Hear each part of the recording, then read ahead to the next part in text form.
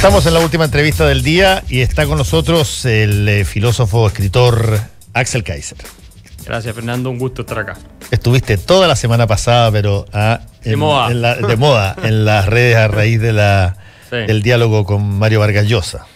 Un diálogo muy interesante, polémico, por cierto. Sabemos que fue muy polémico, en el cual pudimos entrar en un tema delicado, por supuesto.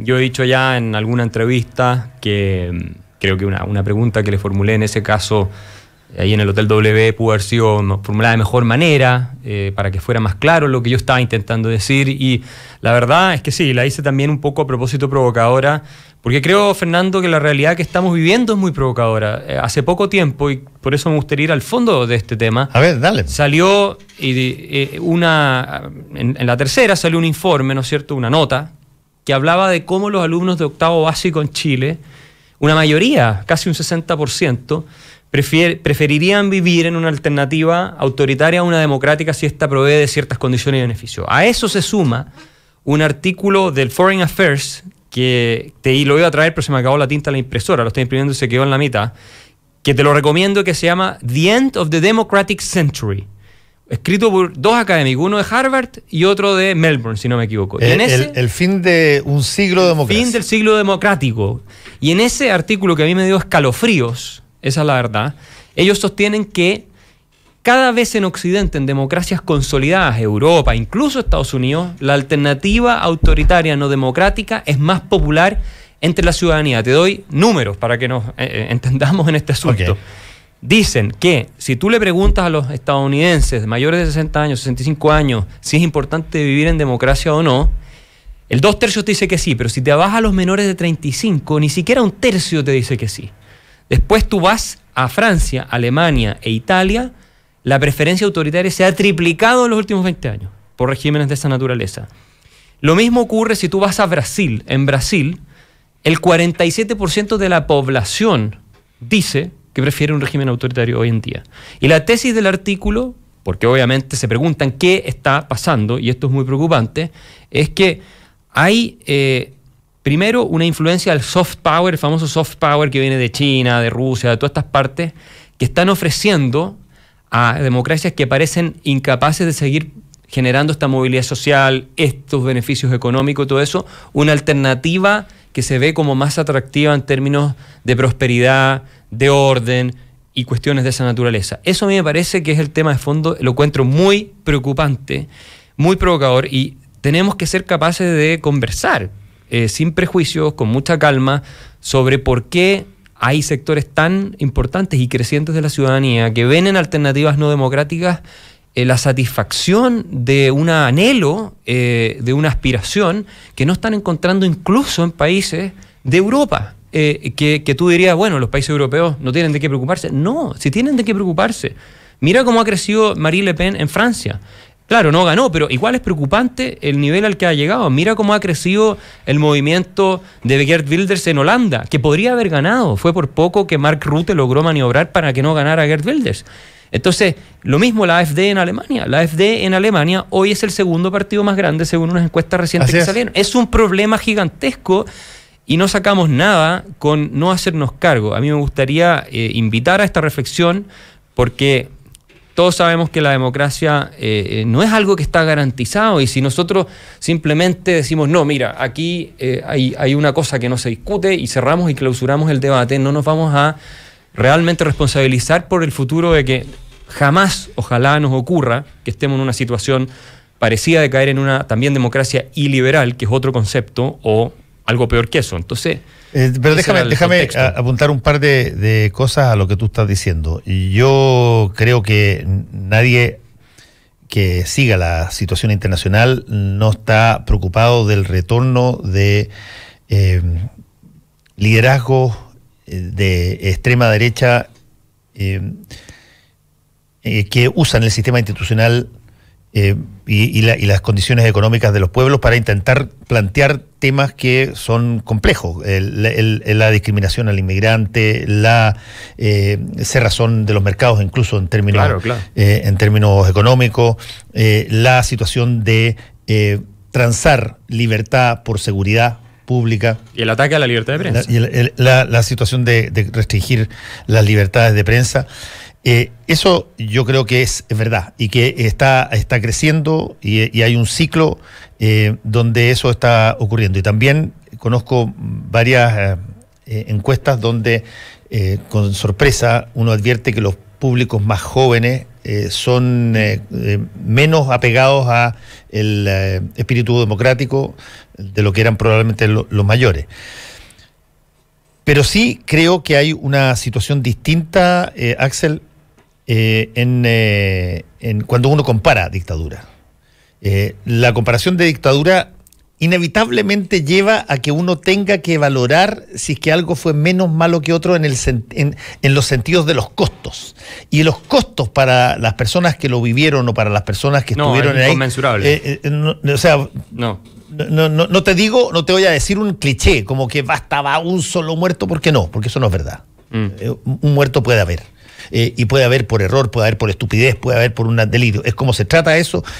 Pero cuando es sistemático, claro, la situación, comparativamente hablando, es muy, muy intolerable. No, absolutamente. Y el punto de la pregunta, que no la alcancé a terminar, por supuesto, iba en el sentido del artículo, y de hecho yo continué con eso, ¿no? Entonces digo, bueno, ¿no será que esta sensación, esta idea, que en cierto sentido hay regímenes, digamos, menos malos en el sentido de que imponen un costo, como tú usaste esa expresión, pero en realidad un nivel de sufrimiento y daño a la población que comparativamente la ciencia política hace estos estudios? Esto es menos gravoso en algunos casos que en otros. Es como, por eso será, y esa es la pregunta de fondo, que muchos en Occidente, ya cada vez, incluso sectores mayoritarios en algunos casos, como entre los jóvenes, ven estas alternativas como una camino viable a lo que tenemos, que son democracias, y por tanto... Yo tengo la impresión, Axel, que la respuesta es otra. Yo creo que la respuesta en gran medida, y me encantaría que hubiese algún paper que alguien esté investigando en términos de psicología social al respecto.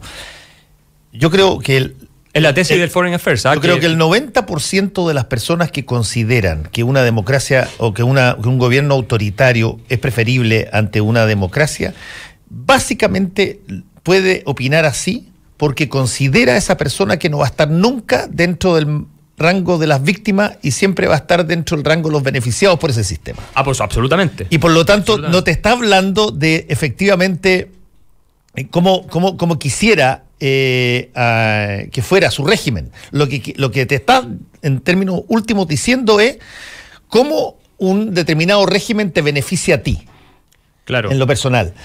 Porque si es que la persona percibiera que por sus ideas o por sus cosas o por su incluso profesión en un régimen autoritario estaría más susceptible de ser encarcelado, torturado, no lo muerto, apoyaría. no lo apoyaría. Obvio que no. Pero eso es evidente, Fernando. Y de hecho, en la tesis del Foreign Affairs, y es a lo que yo apuntaba, es lo que dices tú. Ahora, como estas son sensaciones sociales, y uno tiene que en el debate público y en la deliberación pública hacerse cargo de la racionalidad que justifica que tengamos sistemas democráticos siempre, antes que cualquier sistema, incluso el de Singapur, que es muy admirado, porque hay mucha propaganda en ese sentido, de que Singapur es tan increíble y todo lo demás. Bueno, lo viste. No nos olvidemos que Singapur no es una democracia liberal. Es una monarquía constitucional. Es una especie de monarquía constitucional que no está muy lejos de ser un régimen autoritario, la verdad, eso es. Y por tanto ejerce un atractivo en la discusión pública. Entonces nosotros, si queremos hacernos cargo de esto, tenemos que ofrecer razones en el debate público para justificar de cara a la ciudadanía que con todos los desperfectos que tenga la democracia, porque sabemos que no son perfectas, siempre es el sistema preferible. Pero eso no significa que el otro problema no exista y que no plantee una pregunta de fondo real. ¿Por qué está poniéndose de moda esta otra alternativa? Y en ese sentido, ¿se puede comparar entre las alternativas? ¿Hay algunas que son más atractivas para la ciudadanía que otras? ¿Y por qué? En una sociedad democrática tenemos que estar dispuestos a discutir todos los temas, partiendo por la democracia misma. A mí me parece que es el espíritu de tolerancia, de democracia que tenemos que tener, y obviamente sin prejuicio y ojalá con un nivel de respeto y honestidad intelectual que lamentablemente las redes sociales y todo lo demás no permite. Sí, pero ese es un punto... Pero para terminar el punto del diálogo tuyo con Vargas Llosa, convengamos dos cosas. Una es que comparar dictaduras es como un poquitito, yo por ejemplo encontré chocante, para serte franco, la comparación que hizo Ricardo Lagos el fin de semana en una charla que estuvo, donde dijo, algunos añoran la dictadura y otros añoran las utopías de los años 60. Es que no hay ninguna forma en que eso pueda ser comparable. Quienes añoran la dictadura y quienes añoran las utopías, es decir, el pensamiento deseado de una convivencia social de los 60 y los 70, esto a raíz del mayo del 68, no tienen forma alguna de poder establecerse una analogía en proporciones. Tú puedes perfectamente ser utópico y desear todo lo que tu utopía tú quieras. Claro, no. Pero otra cosa es que tú tortures, mates, exilies. No, una cosa el sueño y otra cosa es... Pero, lógico, mira, no puedo entender que haya hecho... No es que yo defienda a Ricardo López, yo creo que lo que a él se refería era más bien al resultado que esas utopías habían conducido.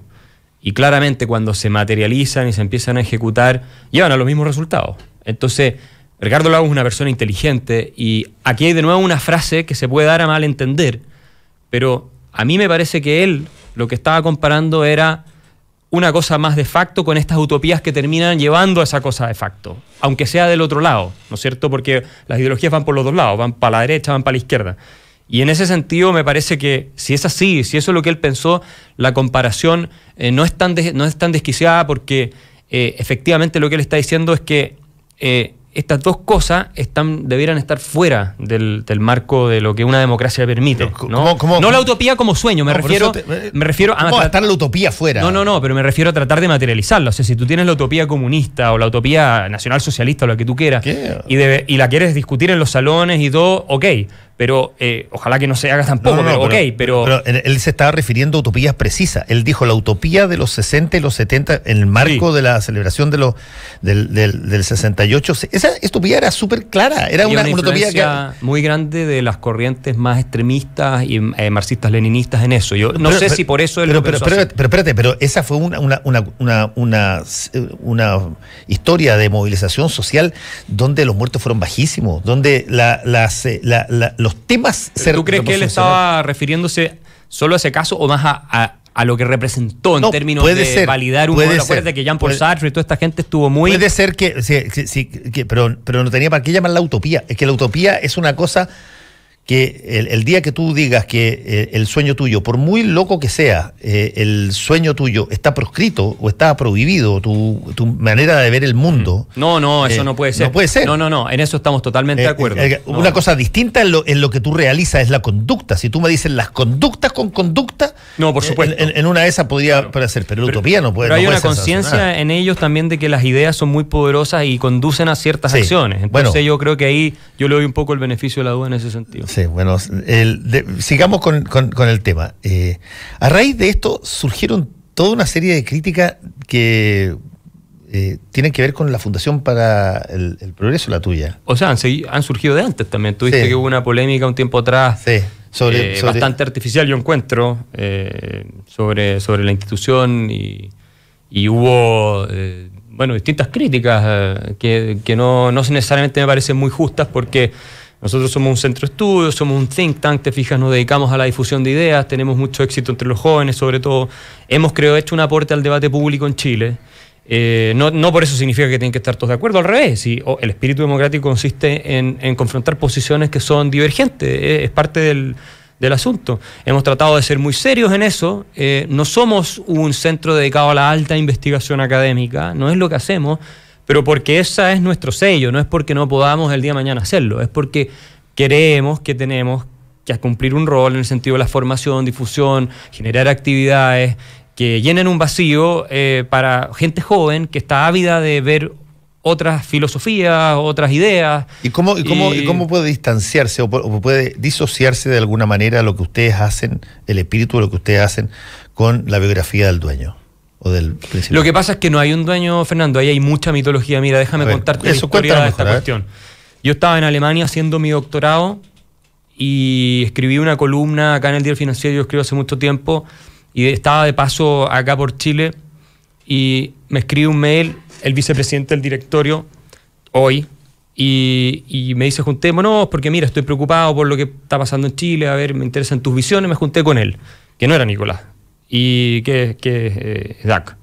Y con él me junté a hablar y me dice, mira, ¿qué podemos hacer? Yo le dije, mira, sería interesante ser un instituto independiente 100% de partidos políticos y de grupos empresariales.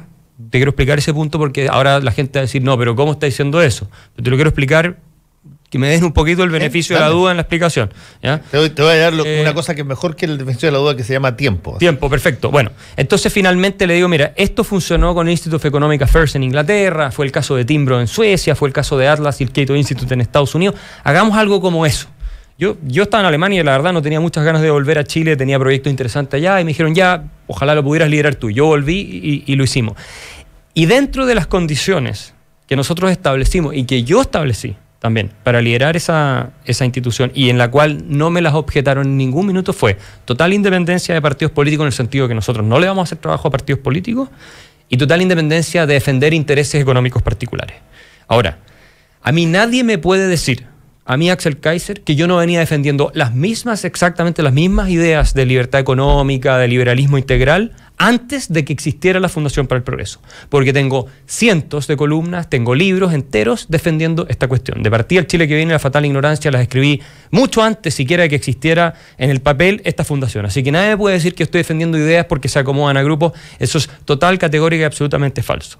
Y si queremos entrar a un debate a fondo de las cosas, yo les puedo explicar por qué la libertad de mercado, lejos de beneficiar a los grupos de interés, termina perjudicándole. Nosotros hemos sido muy claros condenando todo tipo de malas prácticas, colusiones, etcétera, y defendiendo la apertura de los mercados internacionales, que no es algo, y mercados internos, que no es algo que le convenga a muchos grupos de interés, y tú lo sabes muy bien, Fernando. Yo, de hecho, he incluso propuesto la idea, imagínate, de convocar a una misión de expertos extranjeros, tipo lo que fue la misión Klein-Sachs en el pasado, en los 50, para que hagan todo un análisis sobre qué mercados en Chile no están funcionando de manera eficiente y están capturados por grupos de interés, y eso se plantea la discusión pública en Chile, porque creo que sería mucho más fácil si lo hace un grupo de expertos extranjeros que un grupo de expertos nacionales. Nosotros estamos, además, hoy día con una red de más de 50 donantes, así que no es verdad que todo depende de una sola persona, y jamás ha habido una orden de arriba ni una intromisión de, oigan, digan esto o hagan esto, en el sentido del contenido de los cursos o de los contenidos que nosotros transmitimos a la prensa. Es más, tenemos opiniones distintas. Yo he escrito columnas, por ejemplo, una vez salí con una columna defendiendo la eutanasia, que yo soy partidario de permitirla, así como fui partidario del aborto, no solo en 3 causales, sino del aborto sin causales, así como he defendido el matrimonio homosexual, así como he defendido la legalización de las drogas. Y todas estas cosas la gente se olvida y me ponen es una cosa increíble, me ponen en un cajón de conservador que no sé por qué será, pero bueno, es así. Y todas esas veces que yo las he defendido, me han criticado durísimo desde sectores más conservadores, nunca dentro de la Fundación para el Progreso, que ha sido su directorio completamente respetuoso de que haya posiciones distintas. Y hay posiciones distintas, pero en esa acusación o esa sugerencia de que habría una manipulación de parte de los que están arriba, de parte de un dueño, que no hay un dueño, no es cierta, y a mí me gustaría que mostraran evidencia, porque es muy fácil llegar y tirar una acusación hacia el voleo, descalificar una institución, descalificar a la gente que todos los días hace un trabajo con mucha pasión. Sí, pero en las fundaciones privadas es bien difícil entregar evidencia, más bien debería ser al revés, digamos. No, pero por ejemplo, Fernando, si tú me dijeras, mira, ustedes en este caso escribieron todo un paper, un artículo, sacaron videos defendiendo, por ejemplo, los aranceles para la importación de hierro desde China. O defendiendo, ¿no es cierto?, el sistema que regula las farmacias. Bueno, y tú me podrías decir, oye, ustedes están defendiendo grupos de interés, ¿sí o no?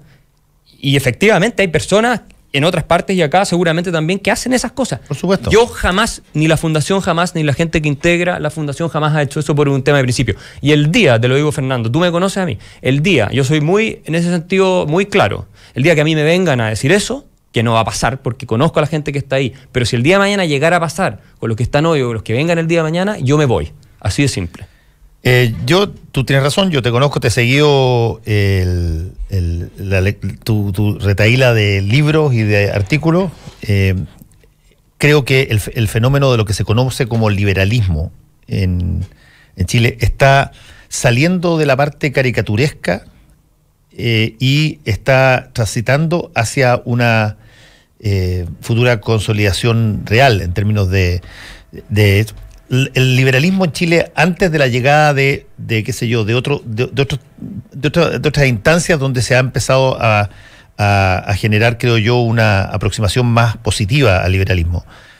Estaba básicamente contenido en personas que decían, mira, yo creo que nadie le tiene que impedir a las personas que hagan lo que quieren hacer en el ámbito de las cosas políticas y valóricas, pero en el ámbito económico era de un conservadurismo gigantesco y había un divorcio brutal entre ambos, como si no existiese una ligazón entre creer en la libertad de las personas para, por ejemplo, emprender o decidir qué es lo que compran y en la otra variable. Hoy día se ha puesto más en el tapete y por lo tanto está, creo yo, en el proceso de definición, de establecer quiénes son quiénes, porque la derecha por primera vez se esciende y porque el liberalismo ocupa lugares en partidos que antes eran dominados por la izquierda, como el caso del Frente Amplio, donde hay un movimiento liberal que encabeza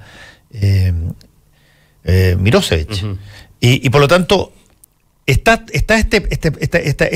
esta nueva corriente que es bastante antigua, instalándose en un país que era blanco y negro, en un país que siempre era bien bipolar, y por lo tanto creo que es en los liberales, digamos, cae la responsabilidad de tratar de expresar qué es lo que son y qué es lo que pretenden, y desde ese punto de vista, en situaciones tan delicadas y tan controversiales como el tema de la dictadura o el tema del nepotismo o el tema de cosas que son ancladas, el financiamiento ilegal de la política, es súper importante lo que presumen ser liberales digan.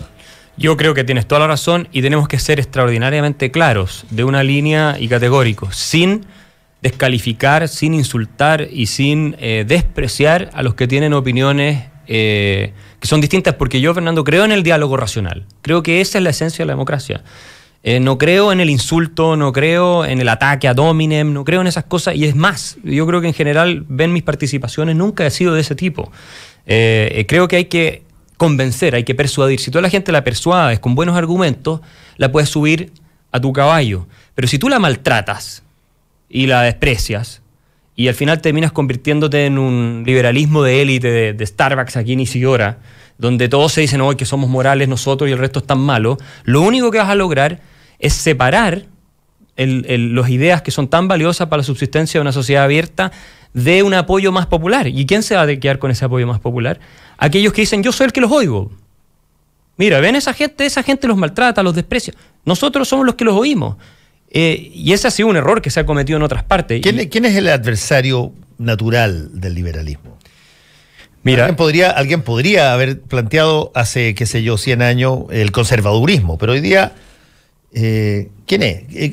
¿A qué conspira contra la lógica liberal, contra la lógica de darle a las personas una capacidad de tener más derechos y tener más movimiento, más libertad y autonomía en sus distintos entornos? Mira, yo quiero ir a la dimensión más profunda. A mí me parece que el principal adversario del espíritu liberal hoy en día es la disposición y la actitud a juzgar inmediatamente sin oír a los demás, a no tener un diálogo franco, un espíritu de intolerancia que se está apoderando en las sociedades occidentales, pero también en Chile tremendo, que no quiere tener diálogos francos es el temor a la duda, porque la duda caga. El temor a la duda y el temor a debatir la diferencia, incluso en temas que son extraordinariamente complejos, que pueden tocar sensibilidades.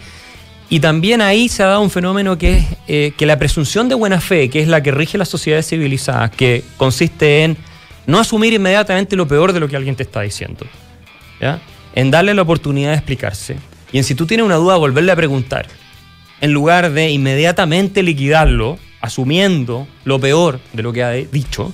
Bueno, eso todo conspira para que finalmente tengamos un debate civilizado sobre el aborto, y por lado y lado, ¿eh? Esto pasa por todos lados. Y eso, Axel, ¿A quién es más difícil convencer? ¿Aquel que cree que la maximización de utilidades es el único principio rector por el cual se debe regir la economía? ¿O aquel que dice que debiera existir una intervención estatal para generar, por ejemplo, o piensa que siempre el Estado tiene que estar ahí regulando cosas? Yo creo que esto es bastante extendido, ¿eh? Yo creo que aquí no hay muchas diferencias.